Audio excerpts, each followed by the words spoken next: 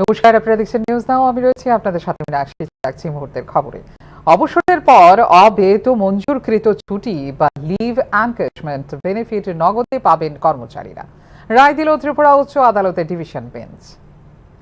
অবসরের পর leave encashment benefit পাবেন কর্মীরা। সম্প্রতি একগুচ্ছ রিট আপিল খারিজ করে দ্ব্যর্থহীনভাবে বলেছে ত্রিপুরা উচ্চ আদালতের ডিভিশন বেঞ্চ। ত্রিপুরা হর্টিকালচার কর্পোরেশনের দায়ের করা রিট আপিলগুলো খারিজ করে একক বিচারপতির এই রায় বহাল রেখেছে ত্রিপুরা উচ্চ আদালতের ডিভিশন বেঞ্চ।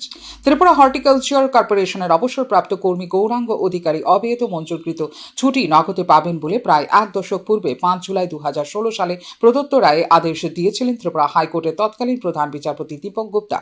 ওই রায় কার্যকর করে ত্রিপুরা হর্টিকালচার কর্পোরেশন রিট আবেদনকারীদের প্রাপ্য গ্র্যাচুইটি ও লিভ এনক্যাশমেন্ট বেনিফিট মিটিয়ে দেওয়ার জন্য পরবর্তী সময়ে হেনা রানী দাস বনাম টিএইচসি, নিয়তি সাহা বনাম টিএইচসি ও অন্যদের মামলায় 8 আগস্ট 2017 ও 16 মার্চ 2019 প্রদত্ত দুটি পৃথক রায়ে রাজ্য সরকার টিএইচসিকে নির্দেশ ত্রিপুরা উচ্চ আদালত।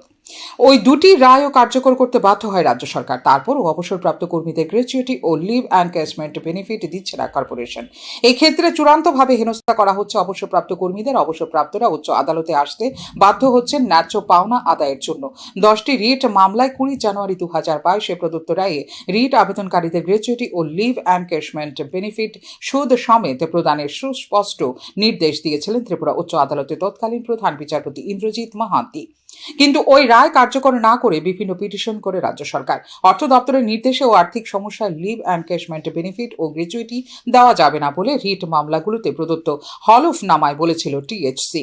এক্ষেত্রে রিভিউ পিটিশনগুলো খারিজ হবার পরও হাল ছাড়তে রাজি হয়নি রাজ্য সরকার। আবার রিট আপিল দাখিল করে টিএইচসি।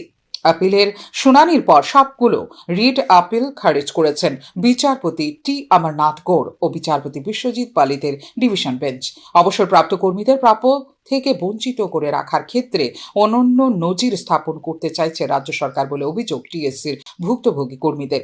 অর্জিত সবেতন ছুটি অব্যাহত থাকলে অবসরের পর অব্যাহত ছুটি নগদে প্রদান করা বাধ্যতামূলক। এ নিয়ে এখন আর আইনি সংশয় বা দ্বিধার নেই কোনো সুযোগ। Bureau report, news now. নতুন পলিভিনাইল রেশন কার্ডের জন্য কেওয়াইসি করার সময়সীমা শেষ হবে চলতি মাসের 30 তারিখ। এক্ষেত্রে তৃতীয় পর্যায়ে সময়সীমা বৃদ্ধি করার এখনো পর্যন্ত কোনো সিদ্ধান্ত জানায়নি রাজ্য সরকার।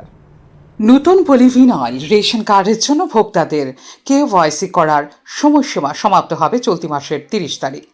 রেশন শপে কেওয়াইসি করার সময়সীমা আর বৃদ্ধি করার এখনো পর্যন্ত নেই কোনো পরিকল্পনা। আগরতলা পুর নিগম অঞ্চলের রেশন ভোক্তাদের কাগজের কার্ডের বদলে উন্নত মানের প্লাস্টিক তথা পলিভিনাইল কার্ড অর্থাৎ পিভিসি কার্ড দেওয়ার জন্য কেওয়াইসি করার সময়সীমা প্রাথমিক পর্যায়ে 31 মার্চ পর্যন্ত বেঁধে দিয়েছিল খাদ্য দপ্তর। রেশন কার্ডে পরিবারের যাদের নাম আছে সকলকেই রেশন শপে গিয়ে কেওয়াইসি করাতে হবে। কিন্তু বহু রেশন ভোক্তা এর সময়সীমার মধ্যে রেশন শপে গিয়ে কেওয়াইসি করাতে পারেননি। সেই কারণে কেওয়াইসি করার জন্য সময়সীমা দ্বিতীয় পর্যায়ে 30 এপ্রিল পর্যন্ত বৃদ্ধি করে রাজ্য সরকার। ইতিমধ্যে যেসব পরিবারের সকলেই রেশন শপে গিয়ে কেওয়াইসি করিয়েছেন তাদের কাগজের পুরনো কার্ডের বদলে শীঘ্রই নতুন পিভিসি কার্ড দেওয়া হবে বলে জানিয়েছে খাদ্য দপ্তর। 4 লক্ষ কার্ড ছাপাখানায় প্রিন্ট করার জন্য দেওয়া হয়েছে।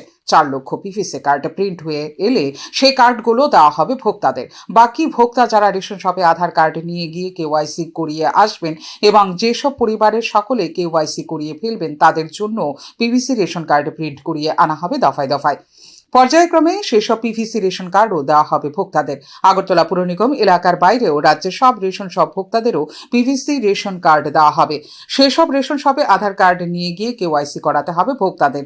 আগরতলা পুর নিগম এলাকার ভোক্তাদের পিভিসি রেশন কার্ড দেওয়ার জন্য একটি মাস্টার প্ল্যান নেওয়া হয় প্রাথমিক পর্যায়ে। এখন রাজ্যের সব রেশন শপেও কেওয়াইসির পর পিভিসি রেশন কার্ড দেওয়া হবে পর্যায়ক্রমে। Bureau report, news now. রবিবার রাজ্য স্তরের শিশু শিবিরের আয়োজন করে জহর বাল মঞ্চ অনুষ্ঠানে উপস্থিত ছিলেন প্রদেশ কংগ্রেস সভাপতি আশিস কুমার সাহা। সদ্ভাব, ভ্রাতৃত্ব সুলভ মনোভাব নিয়ে আজকের শিশুরা যেন গড়ে উঠতে পারে সেই উদ্দেশ্যে কাজ করছে জহর বাল মঞ্চ বলে জানিয়েছেন কংগ্রেস সভাপতি আশিস কুমার সাহা। শিশুরা নিজেরাই এই কার্যক্রমের কার্যকারিতা, বিকাশ, পরিচালনা এবং মূল্যায়ন করবে, যার ফলে উপযুক্ত প্রাপ্তবয়স্ক তত্ত্বাবধানে তাদের মধ্যে তৈরি হবে নেতৃত্বের গুণাবলী এবং দায়িত্বশীলতা বলে জানিয়েছেন কংগ্রেস সভাপতি আশিস কুমার সাহা। সদ্ভাব, ভ্রাতৃত্ব সুলভ মনোভাব নিয়ে এই রাজ্যের নতুন প্রজন্ম তারা যেন বেড়ে উঠতে পারে, তারা যেন এগিয়ে যেতে পারে, সেই লক্ষ্যে জওহর বাল মঞ্চ এই রাজ্যে কাজ করবে। এখনকার মতো এই মুহূর্তে সংবাদ এই পর্যন্ত। অন্যান্য আপডেটস দেখার জন্য অবশ্যই নজর রাখতে হবে নিউজ নাও পর্দায়। নমস্কার।